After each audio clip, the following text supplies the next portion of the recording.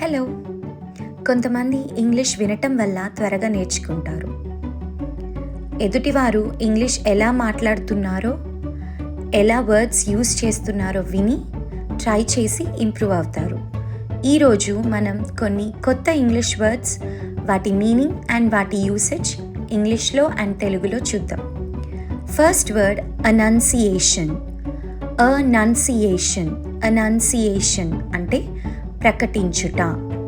Example: Angel Gabriel annunciated to Mary that she would give birth to Lord Jesus. తెలుగులో గాబ్రియేలు దూత మరియమాతతో తాను యేసుప్రభువుకు జన్మనివ్వబోతున్నట్లు ప్రకటించారు. Second word abandon అంటే విడిచిపెట్టుట లేదా వదిలిపెట్టుట. Example: she is an abandoned child. తను ఒక విడిచిపెట్టబడిన అమ్మాయి.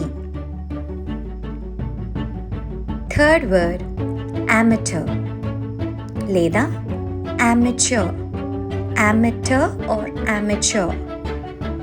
amateur అంటే అనుభవం లేకపోవుట. Example: he is just an amateur in photography. ఫోటోగ్రఫీలో తను కేవలం ఒక అనుభవం లేని వ్యక్తి. ఈ వర్డ్ని మనం పాజిటివ్ సెన్స్లో, నెగటివ్ సెన్స్లో వాడచ్చు. నెగటివ్గా వాడినప్పుడు అనుభవం లేకపోవటం అనొచ్చు. పాజిటివ్గా మాట్లాడినప్పుడు ఎంథూజియాస్ట్, ఉత్సాహం కలిగినవాడు, అంటే అతనికి ఉత్సాహం ఉంది కానీ అనుభవం లేదు.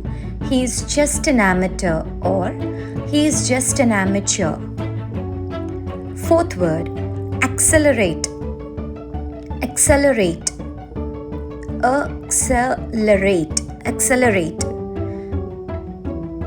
accelerate అంటే తీవ్రపరచుట.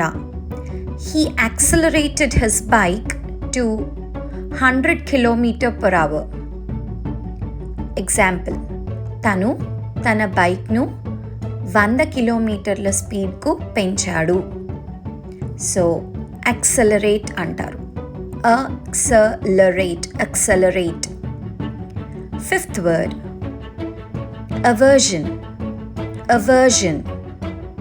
aversion విరక్తి. This girl developed an aversion to her neighbors. తను తన చుట్టుపక్కల ఉన్న వారి పట్ల విరక్తిని పెంచుకుంది అని అర్థం.